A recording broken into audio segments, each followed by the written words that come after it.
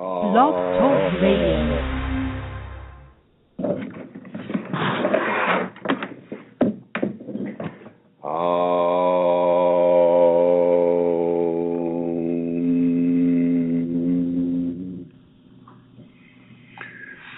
Hello everyone, this is Chrism, and I'd like to welcome you to another conversation about your Kundalini awakening experience.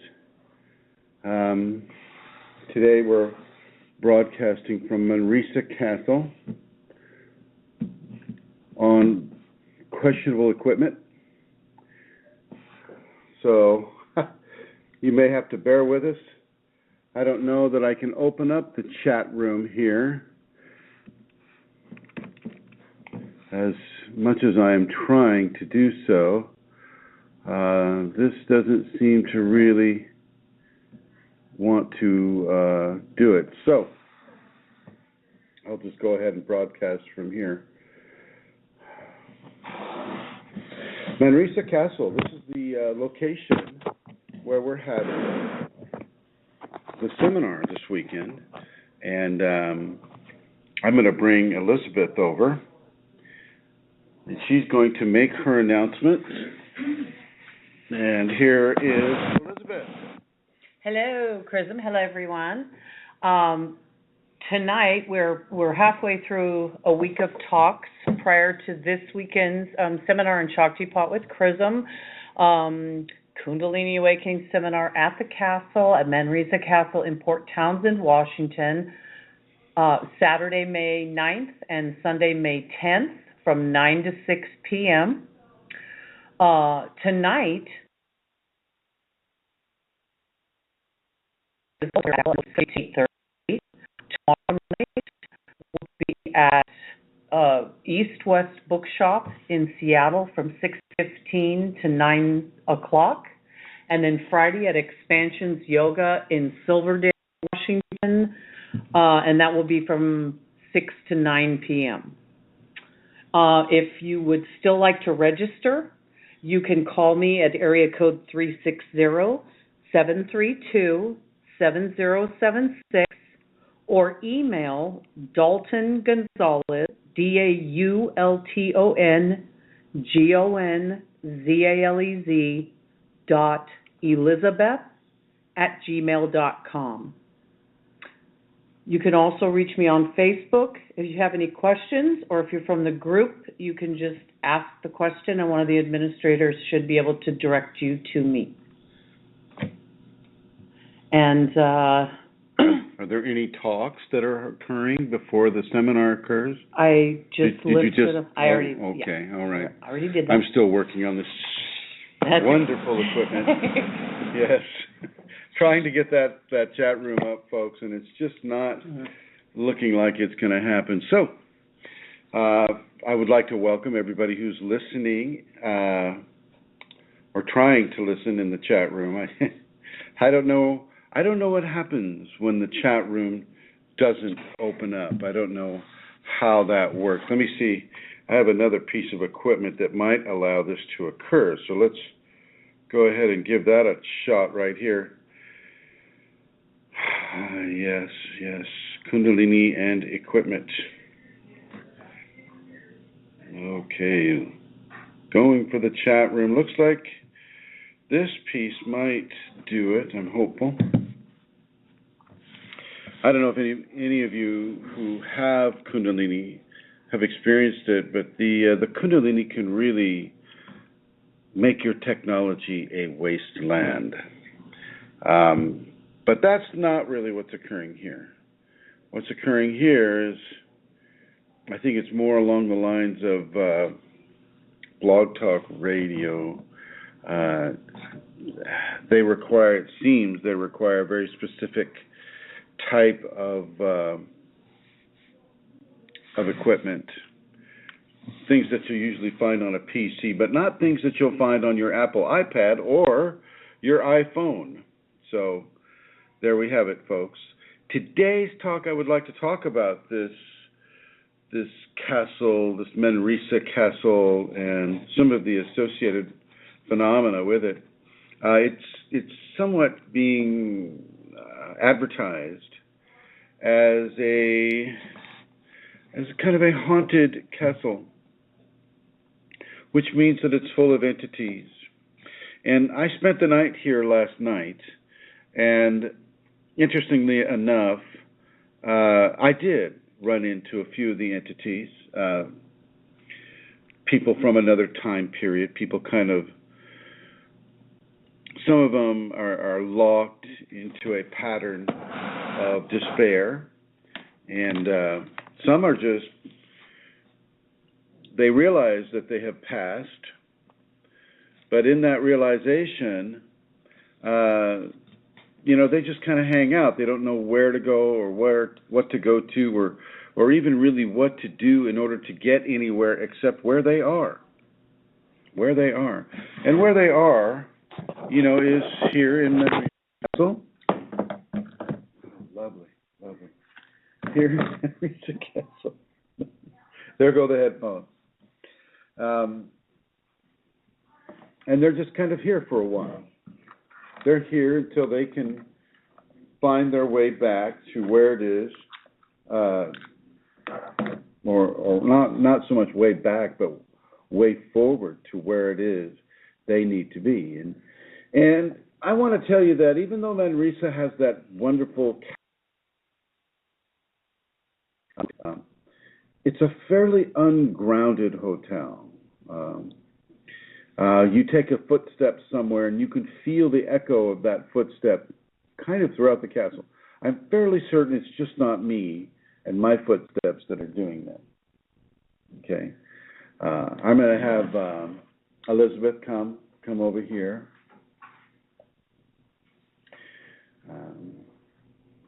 Now Santara is here on the Santara. Right. So I don't think Santara is going to be able to join us in the program today, although she is here in the studio. It's just kind of a weird setup. We've got Rosemary here and Eileen here. We've got Rosemary's older computer, trying to get into the chat room. It seems to be picking everything else up but the chat room. I've got my iPhone. I'm here. Oh, thanks for picking up. I'm here, Chrism. Yeah, okay. Have you been following the program thus far? Yes, I just to let people know, because I'm manning the switchboard, I've gone into another room if people want to call in, because otherwise the conversation would interrupt what Chrism is saying. So I'm in the next room. I'm looking out over the beautiful bay here, blue skies, beautiful blue water. And so it's kind of weird. I'm with Chrism, and yet it's like I'm at home. And all the guys are inside in the other room. So if you want to call in, please do, because then, I can take your call, and the number is 347-934-0026. Make it worth my while to be in the other room, please. Yes, I know she was a little upset at having to go somewhere else, because with the technology that we have right here and the way it's set up, if we were going to have huge echo issues occurring, and it's unfortunate because I like to have Santara right here in the studio with me, but she is in the virtual studio right here. And Santara, since we're on the subject of Manresa and the entities here, can you relay the experience you had the first night you spent here? Oh, I can indeed. Well, from the first moment we came in, I was aware of, let's say, presence within the hotel and, a dense energy. And, I didn't see anything, but I could feel it. And so there were particular areas on the corridors where it was very strong, like a glitch. And then there was another place where there was this other sensation, like a vortex. I mean, you can actually feel it. It's like you feel it in your body, not pins and needles, what is it, like shivers. And I'm just very aware of different presences that are here. So the first night, myself and Rosemary were given a room, and I was fast asleep. I have no fear of them, so it doesn't bother me that they're here. So I went off to sleep. And I went off to sleep early, and Rosemary actually had a shower, and I drifted off to sleep while Rosemary was doing whatever she was doing in her practice. And then suddenly, I felt like out of my sleep I woke because somebody was banging on my legs between my knees and my ankles, pulling and banging.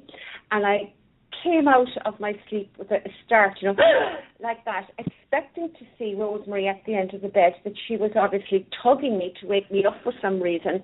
And so I came out like, Rosemary wasn't at the end of my bed. She was over at the other side of the room. And so I got a huge shock. And it took me a few moments to orientate to the fact that it wasn't Rosemary, it was some other thing. It was so extremely tactile. So for a few moments, I definitely was frightened. And then, I recovered. And we kind of laughed about it. So yeah, that was my experience. Last night for me, as I was leaving a student's room, we were visited by Carolyn Diesratz here at the castle yesterday, and she was only able to spend a short time, but she got to spend her night on the third floor. And evidently the third floor is the most active. Is that correct, Elizabeth? Yes. And why, if you know, why would the third floor be the most active? What's different about that floor? Well, you mean that this, like in the history of a man one of the priests or monks hung themselves here. Another woman jumped out of the window and landed on the cement below. Well, yeah, that would. Those activities do create entities. Yeah. And there is a second vortex on that floor. The same one that Amelia felt on the second, unless she's talking about the one on the first floor. But there are two vortexes, and then the glitch is kind of at the end of the first. Well, for the listeners, what is the difference between a glitch and a vortex? Ooh. A glitch? Oh, sorry. A Go glitch, ahead. Yes. Can I speak? Yeah. A glitch a vortex is something that is swirling and ascending kind of. There's a movement in it. Whereas a glitch is like a disturbance in the force. It's like passing through. Yeah, it's like passing through something electric, and there's a glitch in the, actually it's hard to explain, isn't it? But it's very different.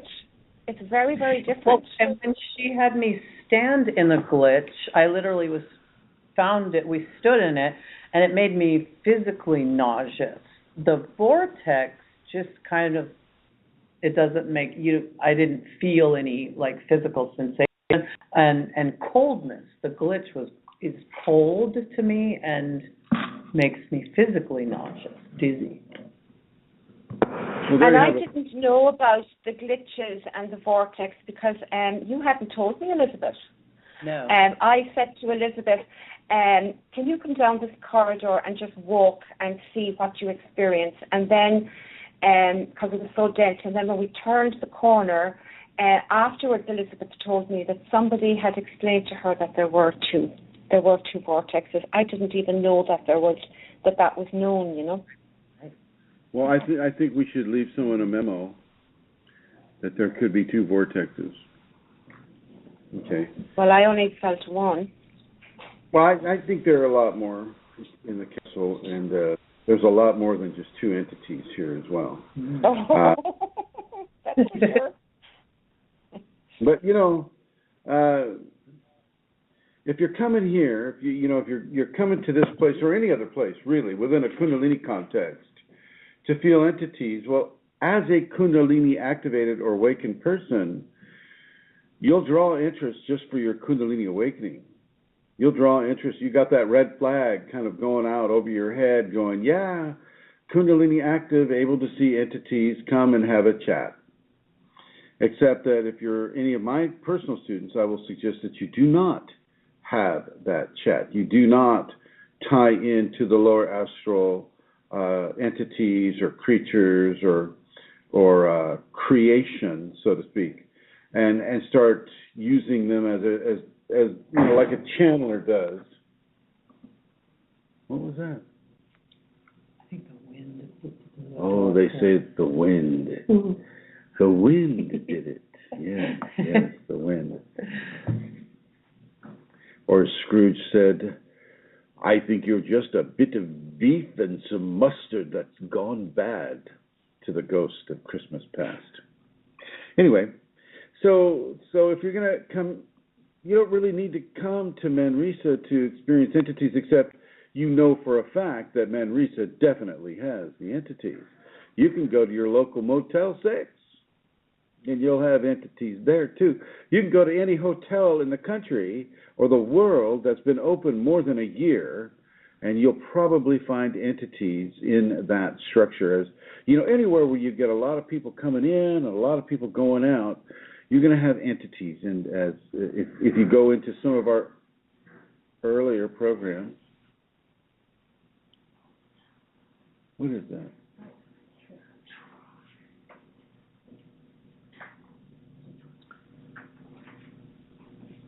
Do we need to? There's a lot of noise just coming in right now. We may just have to deal with that, folks, because, you know, we are in a castle, and Elizabeth just told me there is nothing there. All kinds of noise, but there is nothing there. So you think about it, folks. Now, some of you may be questioning, it's like, well, what's the sense of having a Kundalini awakening program inside of a haunted castle? How does that help anybody? Well, let me tell you about that. As I was just saying, you don't need to come to Manresa to be around entities. Entities are all over the place. You can walk down your mall. If any of you have listened to our earlier programs, Julia, you know, we're walking down a mall. You can see them all over the place. You can go to the Grand Canyon. You can see them hanging over the edges, just waiting to find that right person to possess, or at least to try to possess, because they are not all powerful. They are not any more gifted or powerful than a regular 5-sense person. They're certainly not more gifted or powerful than a Kundalini awakened person. They're basically looking for an opportunity to be a parasite. In both cases, okay, they're looking for an opportunity to capitalize on a person's fear. You know, and in many cases, you know, not all cases, but in many cases, the entity thing will last maybe from 6 weeks to 6 months, and then they just kind of fade from view as you continue on your journey. Okay? What do you think, Amelia? Chrism? Are you talking somewhere else? Here, let me put you in the blue. You can have that conversation. No, I'm not. I'm not talking, but if you put me in the blue, I'm actually getting, and it doesn't matter, I'm getting questions as well, so from the group. From who? From the groups. That's what I was doing. Oh, I see you're collecting questions. Go ahead and collect those questions. I'll put you in the blue, and then I'll bring you back out. Okay. Yeah, so, I mean, anywhere you go in this world, you're going to have an opportunity to deal with the entities, not just here at Manresa Castle.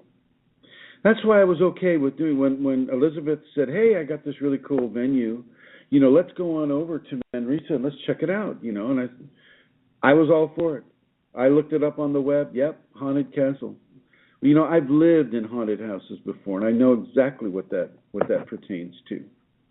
And it's a good place for people to become empowered by their Kundalini, to overshadow those translucent shadows, shall we say, that many of the stuck entities, you know, have as an expression during their stay here. A lot of these beings will have a karmic scenario occurring to them that, you know, you commit suicide, or you do whatever you do to the precious container of grace that you've been given to work towards coming to a greater fulfillment of a divine context. If you hurt that container, or you end the life of that container prematurely, well, then you may have to hang out at the place where that occurred. That may be part of the lesson for these folks. And so you certainly don't want to be afraid. I mean, how many of you, I mean, unless you've been abused, you know, by people of, like, say, of a priest or you know somebody who has jumped to their death through love lost or heartbreak, things of that nature. You know, you've had a heartbreak yourself. Many people will have these experiences, and they don't ruin or kill the container of their soul that is striving towards a divine context. And so, you know, the laws of karma can be strict, and if that person did such a thing, then they may be required to stay here. They may not have a choice in the matter. You know, and you can have medium after medium after medium after medium come in and go, all right, everyone, hold your hands around the table, and we will now commence to eradicate these evil spirits that are... Yeah, so on and so forth. You like that? Is that good? You can have, seance after seance, meeting after meeting. You can claim to do this, you can claim to do that, but you're not going to supersede the laws of karma for that individual soul that may need to stay here in a pseudo-purgatory for a certain amount of time until they learn the lessons of the preciousness of God's gift of life to any living being on this world. Okay, you understand, everybody? For those of you who might want to participate in this conversation, we have a guest call-in number, and that number is 347-934-0026. 347-934-0026. Now, we are graced with the presence of Elizabeth Dalton Gonzalez. And I have to tell you, I've been working with Elizabeth for about a year. Mm-hmm. A year. And this woman comes loaded with prayer. Let me tell you, this woman comes with an ability and a discipline and an understanding that totally supports the Kundalini awakening that she's in. She has gone beyond the activation stage, and she has come into the awakened life, and she is having many and much of the phenomena that is associated with an awakened life as per those of an activated life.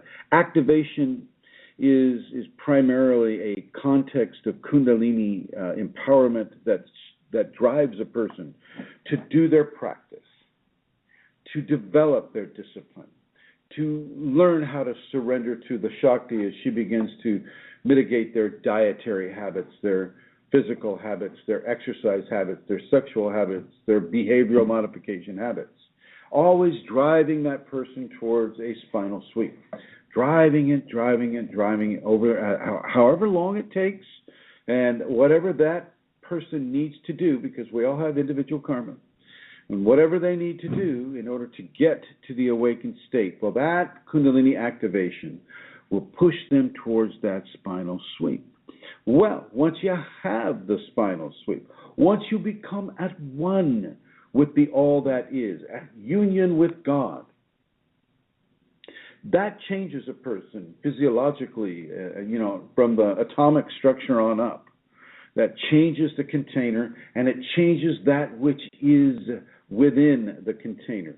Not the divine wine or the holy water that is holding the container, but the essence and the personality of the container itself. For me, that would be the person that you're hearing right now. That person gets changed. Your personality is changed. And it's changed in a permanent way. And Elizabeth has had this occur for her. She has had this change occur. And I just looked up and I just saw another one of those entities. So, all Manresa entities, come on over. Stay away from Rosemary and Eileen, but Elizabeth and I can handle you. If you want to be on the program, just be quiet.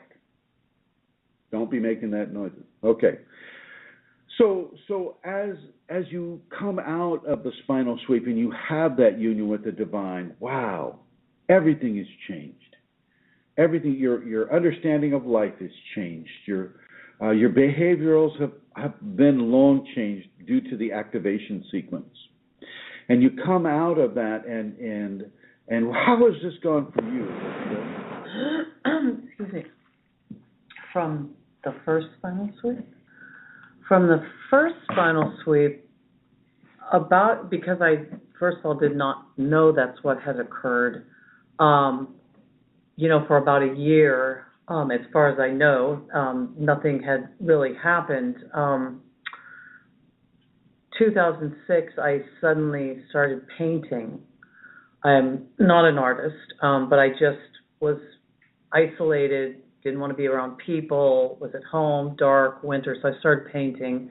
And I noticed right away there was a pattern and a symbology, and I have a long background in Kabbalah, so I noticed the symbols some were Kabbalistic, but I still wasn't understanding them because they weren't coming out the way that the Kabbalah that I had learned and the circuitry that I had learned. Anyhow, they kept coming out just as paintings, but I was noticing there was a lot of symbolism. Then I, had called one of the teachers at the Kabbalistic temple, and I was describing what was happening to her. She had the 12th century Gra tree, and it sounded... No, wait a minute. You start going Gra tree and these, almond tree, peach tree. Yeah, well, it's irrelevant. No.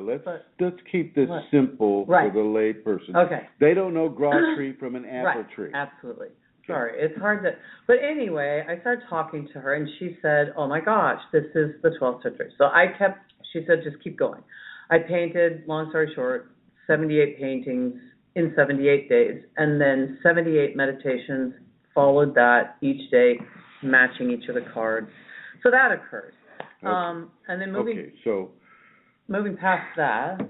So you mentioned 78 paintings, and then you mentioned a card. So are you saying that you were painting 78 cards? I did not know at the time, but they came out. It matches a deck of tarot cards. Okay, all right. Or a deck of meditation cards. So this is what you're saying, is that the paintings eventually evolved into a deck of tarot cards. Correct. Go ahead. Make it simple. Okay, it's hard. So it became really a meditation deck, and the woman from the temple said there was just one place in the world where they still used this particular Kabbalistic tree. So she called that Safed Israel and spoke to a rabbi and spoke to an artist there, and had him speak to me. I sent him the deck, copies of the deck and the written material.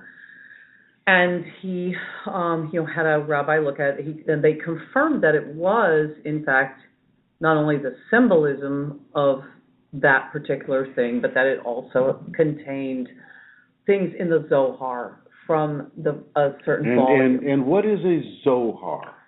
The Zohar is kind of like the Bible of the Kabbalists. It comes in many volumes. You can't assume that people know. No, anything. I know. I don't know. And so it comes in many volumes, and he just sent me one of the volumes because they're quite expensive, but he sent me one because he wanted me to see when I opened the first page and the first words that it matched the first card or painting. And 30 more to follow within that volume of the 78. Don't know. I didn't know at the time I was Kunalini awakened. I didn't know I had a spinal sweep. I didn't know what was occurring. I didn't know the significance of it, but I have enough of a background. I went, all right. I just assumed it came from within, and it was a good thing. And so I donated it to that temple, and they use it to this day. And that's I am not, however, I was not ever tied to it in a dogma sort of a way, because I had kind of come to an end with that when the spinal sweep happened. So what you're saying I was then no longer into that particular thing. So what you're saying is that after the spinal sweep, you were given an urge to create 78 separate paintings that somebody recognized as a series of meditation pictures, and that these pictures were going to be used, or it was decided that these pictures would be used as a tarot deck, deck of cards, or 78 basic paintings that would aid a meditation, and that this came out of the blue for you. Correct. Okay, and you just happened at the time of the spinal sweep to be inside of a Kabbalistic training, right? Yeah, in a healing temple. In a healing temple in Los Angeles, no less. All you LA people listening out there. Cor Lucas. Yeah, Cor Lucas, and would it be correct to say that your evolution through the Kabbalistic degrees was rapid compared to other people that have, say, been there a number of years? Yes. And do you think that would have been attributed because of the Kundalini awakened spinal sweep? Yes, it was just highly accelerated. Highly accelerated, to the point where you just left it, right? I came to there was nowhere left to go. Right. So. And folks, you may find that happening too. When you come into the Kundalini, you come into the spinal sweep, and the spinal sweep gives you knowledge, gives you abilities, gives you skill sets that you didn't have previously. I believe, Elizabeth, you were a singer doing the nightclub goth song circuit at that time in Los Angeles. Is that correct? Yep. And so you were painting your face white and your eye sockets kind of like... Well, that was just one of the bands. Black. Yes. One of the band's name was Suicide Bride. So we all had a youth, you know. This, I only mention that because you weren't out and about. You weren't like, praying at every shrine that was on the street corner. You weren't like blessing babies. Right. You weren't doing any of these things. You were the lead singer in a number of groups. One of them called Suicide Bride, and you just had an interest in Kabbalism, and I'll suggest that interest was being driven by a Kundalini activation, and it just basically gave you a format to follow, specific prayers, specific meditations, specific behavioral modifications that would allow a spinal sweep to come. Your spinal sweep came, and everything changed for you, and you just kind of were accelerated right out of that program and right into ours. And so I just want to say, wow, congratulations. It's a blessing to have you here. And really, it's a blessing to have you set up this seminar here in Manresa Castle. And this is, for those of you that have just joined us, we're at Manresa Castle in Port Townsend, Washington. It's right on Puget Sound. And as Elizabeth was telling us last night, we walked right out to the point where the plate of Juan de Fuca and the North American subduction zones come in contact with each other. And so these great tectonic forces that come to meet right there. Is that correct? Wow, very, very nice, very, very nice. And so I am suggesting that for those of you who can make it up here, you got a couple of days now, you come up here and you let your Kundalini tectonic plates come in contact with the awakening position within you, and you let that subduction zone begin your activated life and begin to work you towards a spinal sweep. And if you already have Kundalini coming up, then enhance that even more. Enhance it even more. Elizabeth Dalton Gonzalez is easily approached. She's a very, very casual, very, very nice, very, very soft, loving, kind, caring, considerate person, like most Kundalini people are. except Chrism. Chrism can be a little edgy at times. You don't hear any dissent from the audience here either, so you know it's true. So come up here to Manresa Castle. This is a beautiful place. It's a very, very beautiful town. There's lots of entities everywhere. But there are lots of entities here too.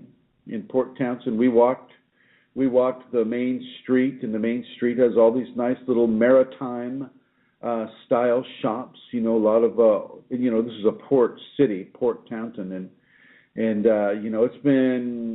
it's been here, I think, since the mid-1860s, maybe a little before. And a lot has happened here. There's been a lot of brothelizing. There's been a lot of proselytizing, which is almost the same thing. There has been a lot of activity. One can feel the time zones in the streets. One can see it on the old brick and on the old brick advertisements that were the billboards of the time back in the 20s and 30s. The people are generally nice that I've experienced here. Not everyone is, but generally they're nice folk that come up here. This is kind of a tourist town now, and you can see the sea otters playing out in the surf, and they keep telling me there are killer whales here, but until you see a killer whale, you're just kind of thinking, wow, what a nice way to bring the tourists up and then disappoint them.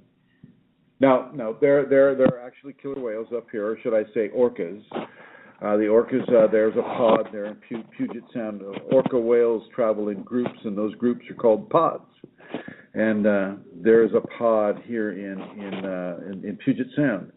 And so this area here has a very, very, very strong psychic expression. A lot of stuff has happened here of a psychic nature and continues to happen. And so with that in mind, this is a good place to begin your Kundalini awakening equation.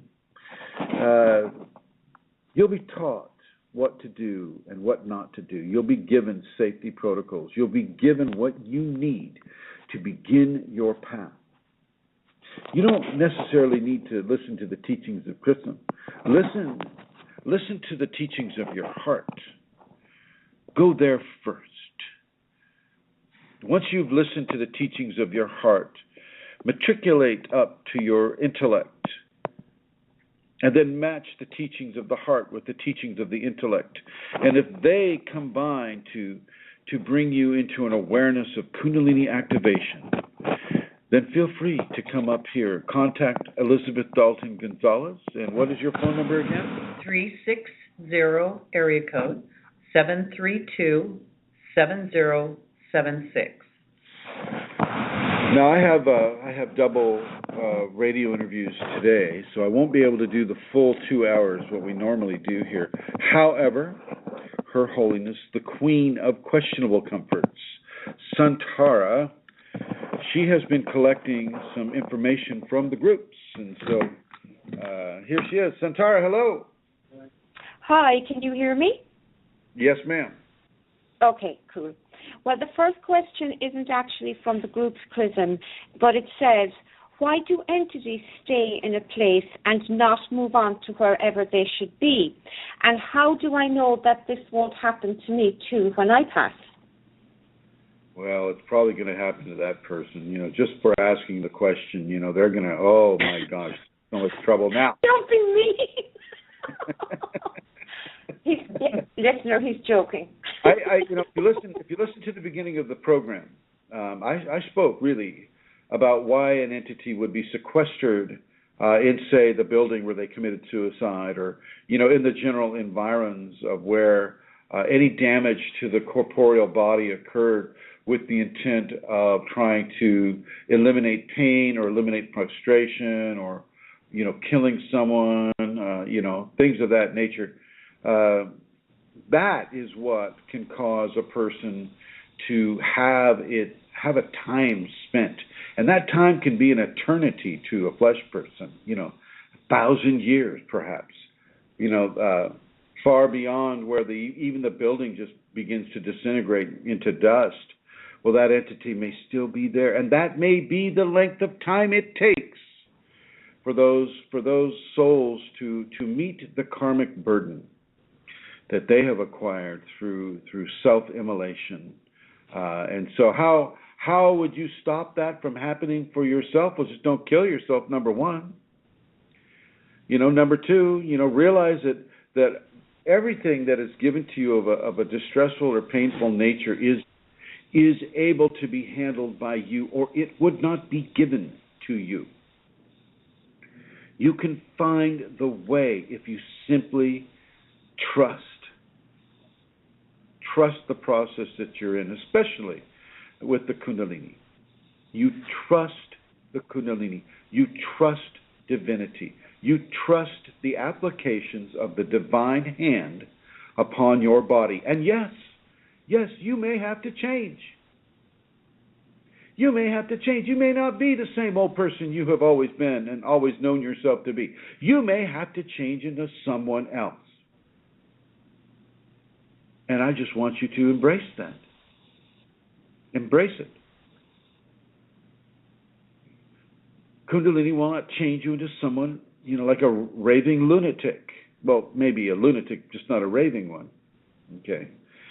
It may change you into a person that is not recognizable by you. But, there we have to get around that slippery slope of you not engaging in things like Reiki or channeling or, anything that allows another entity to jump in and take over your consciousness because, you're just so tired of having to deal with all this change that you just don't want to have any more responsibility. And, here's this entity raising its hand and saying, here, let me drive that body. I can do it.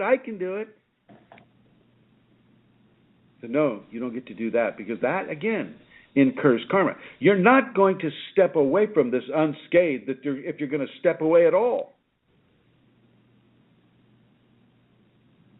So don't step away at all. You have the responsibility that comes with having life. Accept that responsibility and accept the changes and even the difficult changes that come with that responsibility. And do not hasten to end that life or those responsibilities because you may end the life, but you won't end the responsibilities. Those just keep on going, and it's just really hard to meet those responsibilities without the life that they came with. That's how you keep from becoming a lost soul or a ghost in a castle. You don't kill yourself. You don't kill other people. You look into yourself, and if you're having Kundalini, you give yourself to the divine. With all the trouble and all the transformation that incurs, you give yourself to the divine. You let yourself have and hold all of the various natures of divinity. You embrace life with love and with gusto and with grace and with the submission to the inner divine. As the inner divine guides you into these different areas, you basically surrender. And if you don't surrender, if you really end up having a real difficult time with this, you just may end up in a fragmentation. Many people do. Many Kundalini people will end up in a fragmentation. Mine lasted for over 12 years. We had a wonderful young person on the show a few weeks back. Her name is Brooke Robertson, and she's had one. She talked about it a little bit. I'll let you visit that show in the archives. But she learned also to surrender to that grace, to follow the commitment and the discipline that her inner grace is giving her to do. And, it won't come at you in such a mysterious way. You'll be given exactly what you need to do. If you need to sell your house and move out to another area, if you need to realign your marriage, if you need to get a divorce or to change your job or to do whatever you need to do, whatever that grace within you is calling for you to do, well, then you just do it. And you trust that that is the right thing to do. This does not include hurting yourself, suicide. This does not include hurting another person. Even now, I understand that, say, within the context of divorce, if that person doesn't know that that's going to happen, well, you're going to incur pain on them. That's true. I can't get around that. Do everything you can do. Try for the marriage counseling. Try for everything that you can do to save it, unless it's really abusive. And if it's really abusive and you're leaving them is causing them pain, well, so be it. They've made that bed. There are many ways not to become a ghost or a hungry ghost or a spirit that wanders the land. And I've just given to you a few ways of not allowing that to occur. Kundalini does not want that to occur for you. It doesn't want you to wander the wastelands, wailing and shrieking in anger for the opportunities lost, for the decisions and choices not made. Okay. So pay attention to your inner divine. Allow yourself the time and give yourself the temerity that allows you to embrace your life, certainly the Kundalini life, in ways that heretofore maybe you haven't done yet. Where haven't you surrendered to the grace within? And remember, we're not talking about channeling. We're not talking about being a medium. We're not talking about being the great healer. We're not talking about Reiki. We're not talking about anything that is supported by a strong or even a weak egotistical matrix. What's that word we were using the other day to describe people that are really in it for themselves or selfish? Narcissistic. Thank you. Yeah, this isn't about... Thank you, everyone. This isn't about narcissism. This isn't about self-aggrandizement. If you're in the Kundalini for those purposes, leave as quickly as you can. Or, better yet, change your narcissistic ways. Okay? Really change those narcissistic ways. It's not all about you and how you can hold yourself up to everybody else around you going, look at how great I am. Look at how rich I am. Look at how talented I am. Look at how pretty I am. Look at how handsome I am. Look at how, all of these things I am. If you do that with the Kundalini can change that. And sometimes she changes things in very painful ways. Just so you know. As they say out in the Midwest, I'm just saying. Next question, dear Santara. Right, there are two questions around the same thing, so I'll read them together. It's about sound and words. I heard two words in my left ear last night while I was trying to sleep. It was a male voice, and the words were not in my mother tongue. I felt like someone spoke into my left ear. And somebody else says, has anybody woken up in the middle of the night with a surge of energy and also with their name being called repeatedly? And what could this be? Well, these are separate things. Okay. What did they say? What the word was in their not in their non-mother tongue? Non-mother tongue. No, they did not. They did not recall. Could not remember.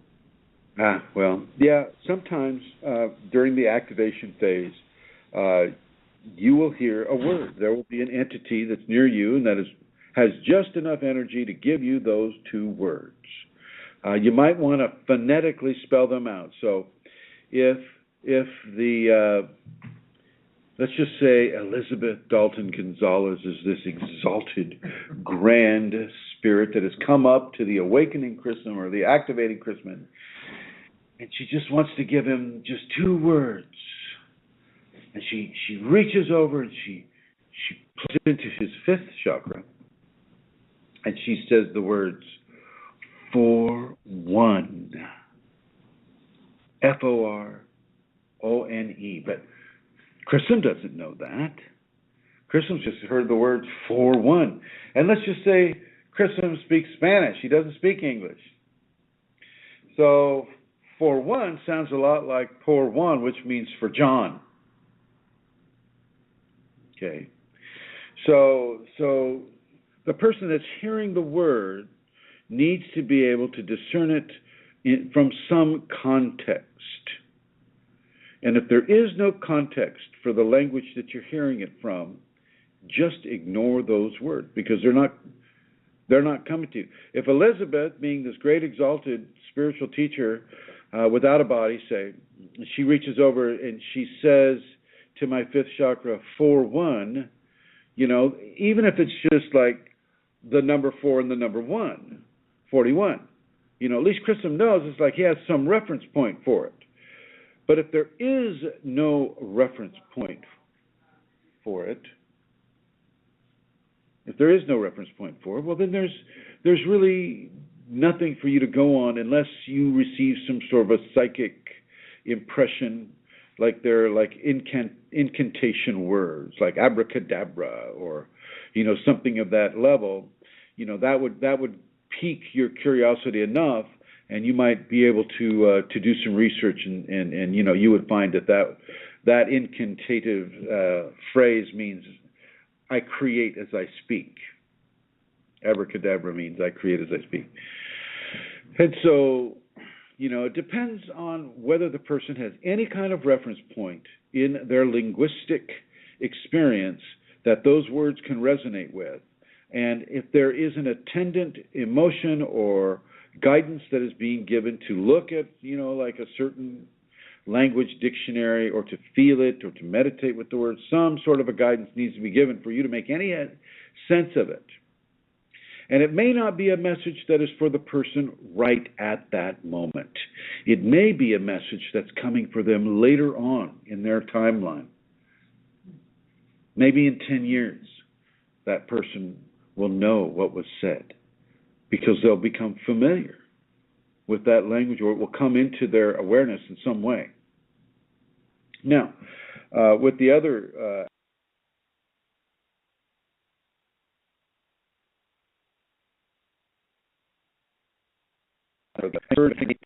you'll be in a room, an empty room, and you'll hear your name called. You don't even need to have a surge of energy, but the surge of energy, that would be, in a way, the Kundalini can begin to call your name. Your inner divinity can begin to go, Chrism, you idiot, get off your rear end and start practicing. Chrism, and I've heard my name called too, before I knew anything about any of this stuff. I heard my name being called, and I kind of wondered about it. Kind of, geez, here it goes again. Because you got to remember, I had this childhood stuff going on too, and I know most of you haven't, but it doesn't take the weirdness out of the equation. It just makes it more perplexing because you've had it for so long. It seems like you're missing out on the right answer, and you just have to keep getting this phenomena over and over again until you get the right answer. And sometimes for some that may be the case. For me, it just took a long time. If I was like Elizabeth, I'd have had it in 2 seconds. Boom. She's sitting right next to me here. Anyway, so yeah, when you hear that voice call your name and it comes tied in with a whoosh of energy or a surge of energy, you can make the deduction that the energy is talking to you in some way. And that it's something that you would want to pay attention to with regard to energetic infusion. Next question, my dear. Okay, why does it have to be so difficult to find our way home? What is the whole point of having an ego? I do believe this is some sort of mental hell we incarnate into, and I think we find oneness once we allow ourselves to become transparent to the heart. Can you say oneness in a high squeak voice? I caught none of that, Chrism. You have to repeat it.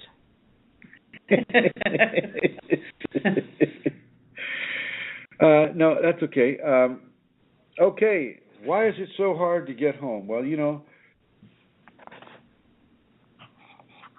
it's only hard because people are unwilling to change. Change is the hard thing to do. And as they resist that change and they want to do things the way their ego wants to do things, and the divine is saying, well, your ego's had its way long enough, it's time to let divinity take control. Well, the ego's going to scream and shout and holler and stomp its feet and have a little temper tantrum right there on the spot. That may do that for years and years and years until that person learns to get out of the way of the divine imperative within them. It's only a hell because you're resisting the teachings that new transformation is giving you. And because you're resisting those teachings, and those teachings aren't going to go away, you're going to have to suffer. You're going to have to suffer. There's that saying, if you resist, it persists. So stop resisting the positive changes that the Kundalini wants to bring into your life. This is not the way home. You have never left home. Home is behind your eyes. The person is intimating that, I just have to leave this earth and just leave all my worldly cares and concerns and I can go home and into the oneness.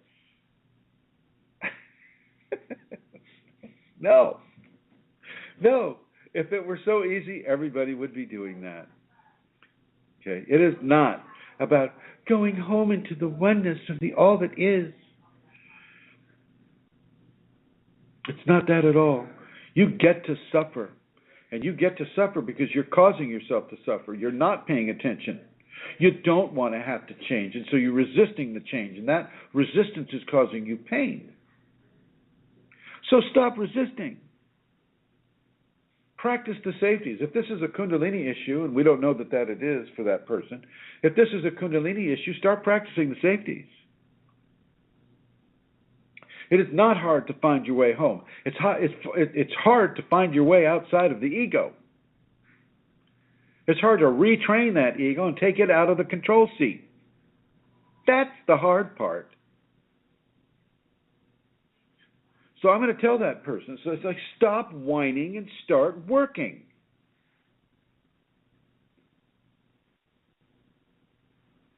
I'm so mean, huh? No. Oh, yes, I'm mean. Oh, yes, you were.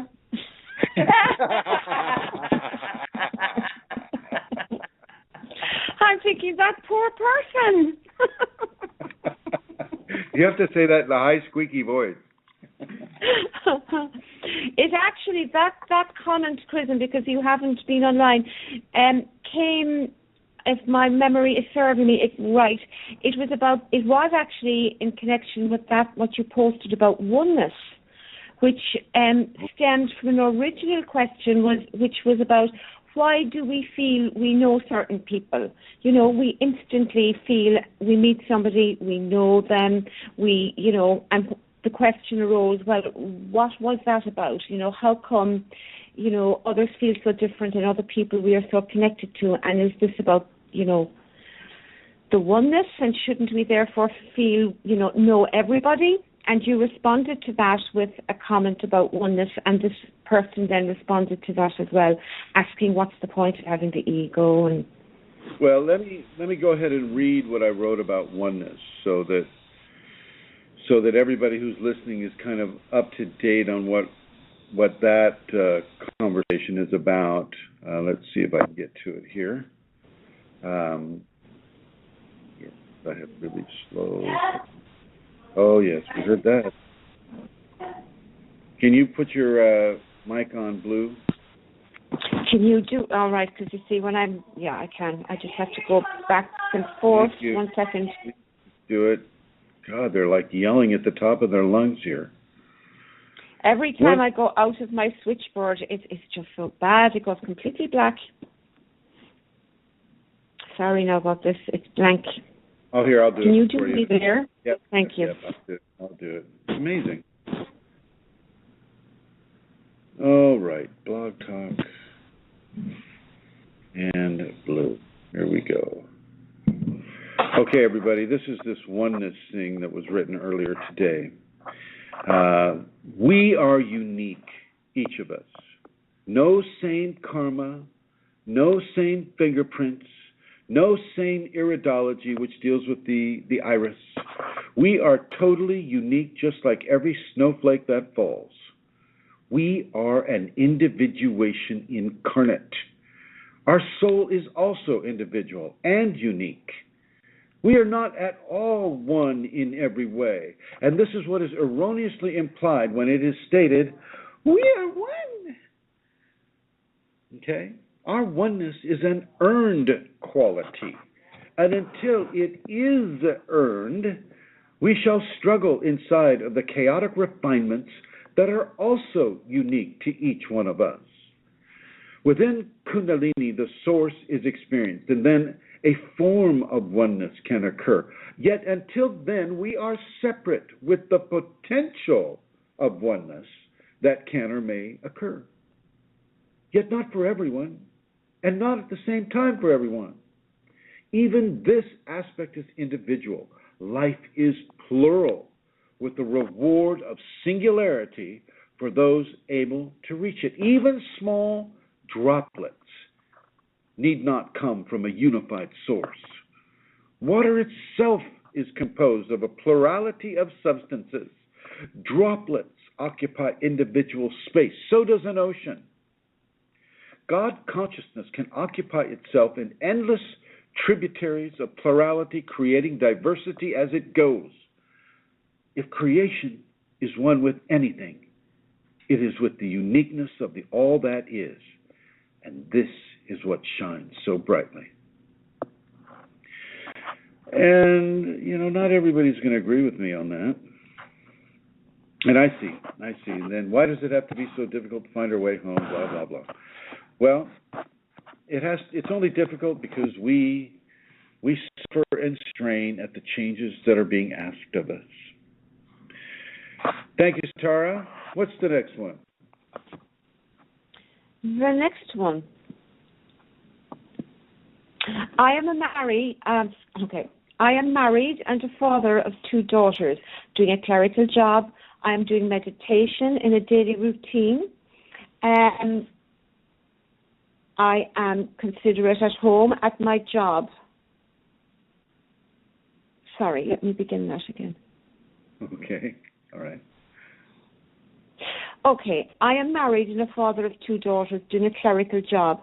I am doing meditation in daily routine to be thoughtless at home at my job or when I remember that I am going through it. And mostly I concentrate on my breathing. That is all I am doing. So the person wants to know if they're on the right track. They have had sensations in their teeth. They're hearing noises in their right ear. There's a heaviness in their heart, things like that. Pain in the cervical. Are they on the right way? If I were them, the interesting is Rosemary's taking these questions off of the Kundalini Awakening groups that are associated with Kundalini Awakening systems. And this particular one, I believe, came upon Kundalini Awakening ! That's correct. From a gentleman in India. Oh, right. And so I would suggest that person begin to practice the safeties. They're bringing it up in a community that has a Kundalini context. And what they're not saying is that they're doing this and they're doing that, but they're probably hoping for Kundalini awakening, as many of the Hindu-oriented people are doing. And so this person would do best, in my opinion, to begin a strong, thorough, deep and consistent practice of the safety protocols for Kundalini awakening. Okay, Chrism, thank you. The next question is, what's the best type of yoga for a Kundalini active person? Hatha, Kundalini, or some other?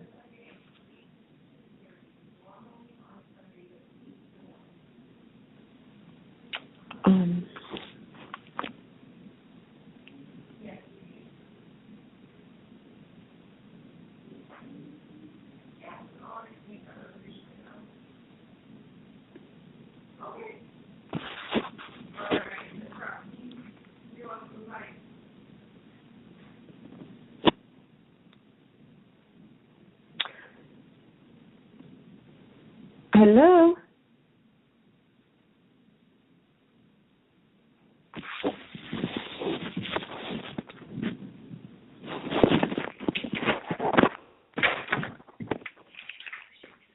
There's a problem. Is he on? He's not showing up in my... Did we get on? Yeah. When did it click off? Do you recall? I'm still there. Are you on? Don't know. Look at the clock. Is the clock ticking? Okay, yeah. We're on. We might be. The clock's ticking. Okay, guys, it says that I am not connected yet. The clock is ticking. So just in case people are listening to us, looks like we're having a technical problem. So we'll have to go ahead, I think, and end the show now. No. We do No. not have to end the show now. I don't think Your clock is ticking. Therefore, you're recording. Hello. Look, it's red. Clock is ticking. See that? That says 53, 2, 1. But it says I'm not connected. And you're not there, so, we can go ahead and talk, maybe, and hope we're being listened to. Well, we're still being recorded here. Look at the red line. Skype is recording this. So I'm just going to try to come back online here. Wow. It's so hard to do these remotes.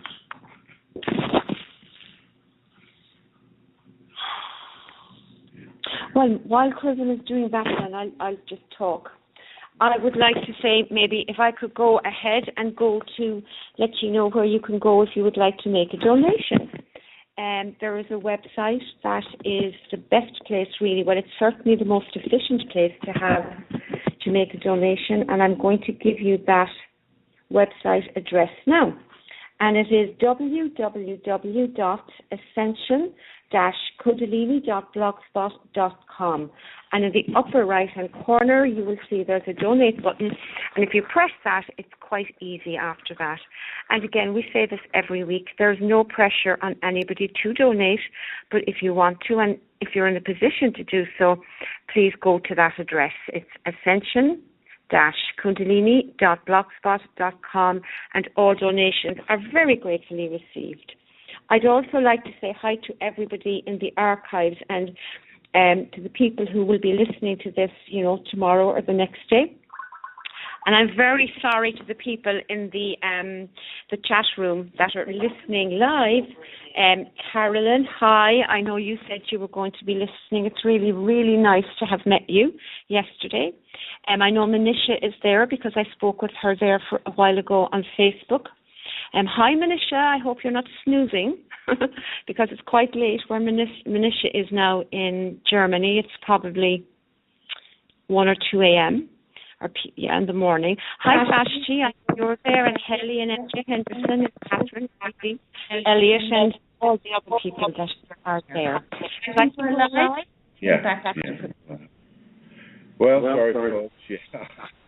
Yeah, we connected. Yeah. I'm going to put the link so we don't get that wonderful echo. 2 iPads equals 1 echo. So here we are. Back again. Sorry about that interruption. We are in Manresa Castle, and we did just get bumped off of the internet. And so, of course, that meant our transmission was also bumped off. I'd like to say hello to everybody, too. Carolyn, hello, and Brooke, and Manisha and everybody who typically calls up and listens in the chat.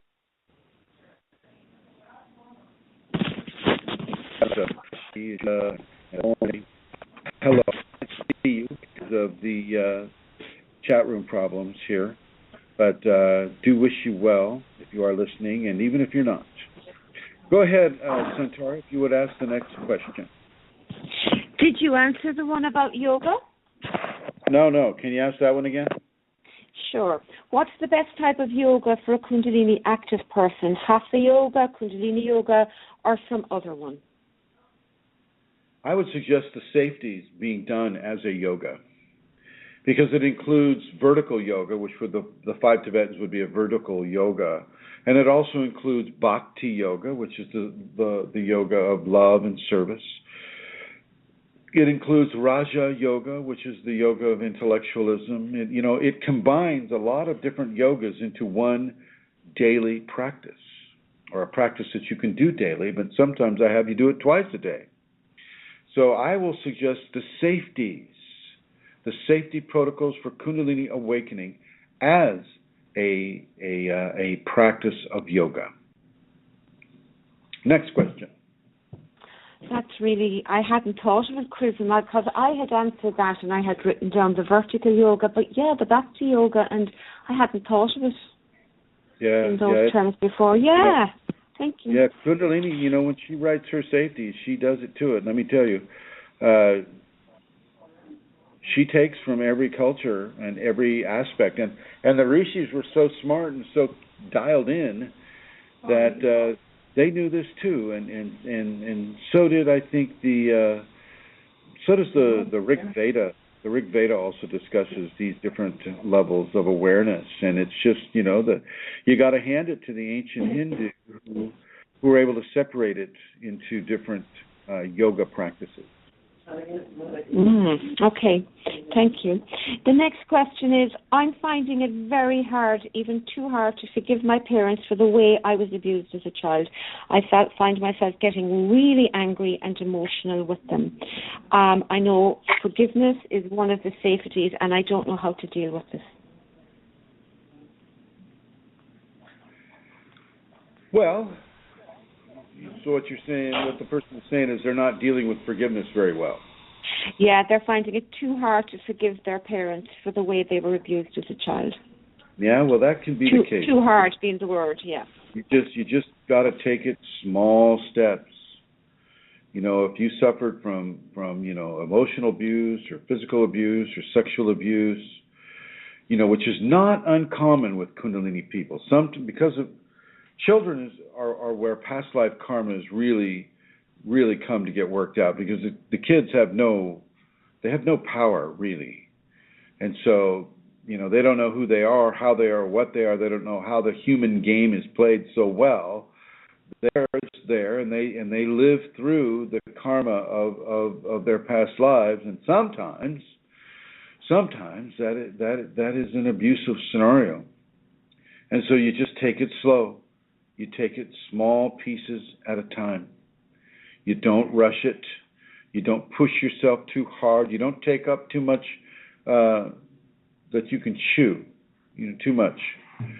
Don't get too big of a mouthful. And just take it slow and be consistent with it. If you can just forgive one small thing, and then let that small thing, collect into some sort of a bigger event. We're not dealing with really, really happy levels when we're dealing with forgiving parents or protectors for being abusive to us, taking advantage of us, taking advantage of our position as a child, and committing crimes upon us because we're in a defenseless position.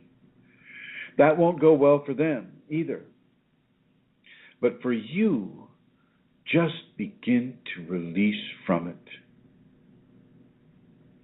And if you can volunteer somewhere to help an abused person, to help someone, who is going through that right now, then you'll do so much more for yourself just by volunteering. just by helping another person from the goodness of your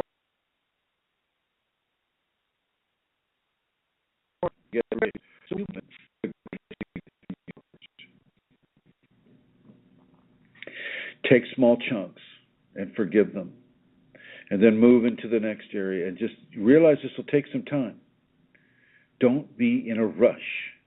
It's not instant gratification in these areas. Do the forgiveness. Be kind to yourself. Be consistent. Be determined. Be courageous. And continue to walk that path. Okay, Amelia, got another one? There's just one more, Chrism. Okay. I am a Kundalini lady who does not have any children. And while I do not have a partner and I have no interest in really living with a man, I would very much like to have a child. In a Kundalini context, could you advise me, please? Well, you can have a child. You can have a child without a man in the house. We all know how men can be, right? You can adopt a child. I would suggest in a Kundalini context that you give the child a balanced level of interaction. It sounds like this person may have some sort of antipathy towards men as a gender, rather than just a man or a group of men that may have done her harm. If it's antipathy towards men as a gender, well then that would be something that I would work on first. Why do I feel that way about men as a gender? Where have I been hurt?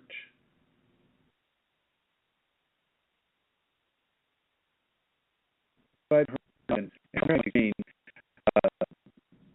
lack of a father or a father figure in that child's life. When that child comes of age and is able to ask those questions, Mommy, how come I don't have a daddy? And what are you going to say to that child? Oh, I just hate the other half of the human race. That's why, honey. So look at that and heal that within yourself first before you foist that problem off on an unwitting child. Look at why you don't want to be with a man. Look at why you'd be depriving that child of a father figure. Not to say, I was raised by a single mom. All four of her kids, we went through the babysitters, we went through the stepfathers, we went through everything, okay? She, even though she was the primary source of knowledge and sustenance, we weren't deprived of male figures in our lives. And I would strongly suggest that you, as an individual, do not deprive a child of a primary male father figure in their life. I don't care if it's your brother or your own father or some person that you respect that's in your life that happens to be of the male gender. You can raise that child and you can give them a balanced existence without being married. But you can also do it in a way that allows them to make their own choices rather than adopting your program of, I just don't really enjoy the, 50% of the human race. Just as soon be without them. Because they're going to have to work with men in their lives. Whether they're a male child or a female child, they're going to have to work with males in their life. So you may want to consider that within a Kundalini context, that you're not mirroring what may be happening to you in a Kundalini context. It's not as above, so below for you because you have that issue against men. Take a look at that. Take a look at it honestly and heal yourself of that, or at least come to a balanced terms. Ask yourself the question, what am I going to say to my darling child that I love so dearly because I've been with them for 8 years now? What am I going to say to that 8-year-old when they wonder, well, where's Daddy? Who made me? How come my friends have all these daddies and I don't have him? I don't have one. And if it's just because you have a problem with men, or you haven't come to terms with abuse that you may have suffered at the hands of a man, well, it's better to come to terms with that first, in my opinion. Thank you very much, Chrism. What? Well, we're doing well. You know what I'd like to do? I just want to give I'm just going to give the donate place again, just in case I wasn't heard, if that's okay. So, please do. Then I want to hand it over to Elizabeth Dalton Gonzalez again, and she can repeat her announcements. Okay. Well, if you want to make a donation, you can go to www.ascension-kundalini.blogspot.com, and in the upper right-hand corner is that donate button. Again, please donate if you're in a position to do so, and if you want to do so, it would be very gratefully received. www.ascension-kundalini.blogspot.com. And if that doesn't suit you and you would like to donate in some other manner, you can contact me at kundalinimatters@gmail.com, and we can have a conversation about that. And just to say to everybody, I apologize in the chat room that we're not seeing you. I'm missing all your names, so hi to everybody there. And also, I'd like to say hi to John. John is usually in the other room when I'm doing the show. And so hi, John. And hello to Helena as well, who will be listening with him, my daughter, who's just after returning home after a few years in New Zealand. Hi, Helena. See you in a couple of weeks. That's me done. Thank you, Chrism. All right. Here's Elizabeth. Okay, so tonight, again, we are at the castle tonight. The talk is at the castle, starts at 6:30, goes till 8:30. That's in Port Townsend. Then tomorrow night, Thursday, May 7th, from 6:15 till 9 o'clock, we're in Seattle, in downtown Seattle at the East West Bookshop. On Friday night, we are in Silverdale, Washington at Expansions Yoga on Bayshore Drive, and that's going to be from 6 to 9 p.m.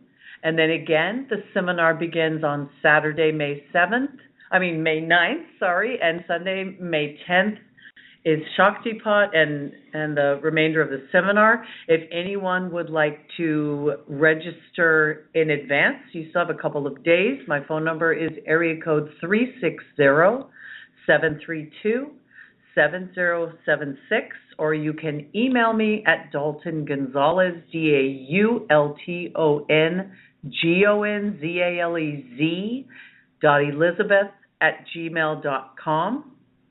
And you can also just show up on Saturday morning in Port Townsend at Manresa Castle and register as you come in at 9 a.m. Thank you, Elizabeth. And I just want everybody to know that we are blessed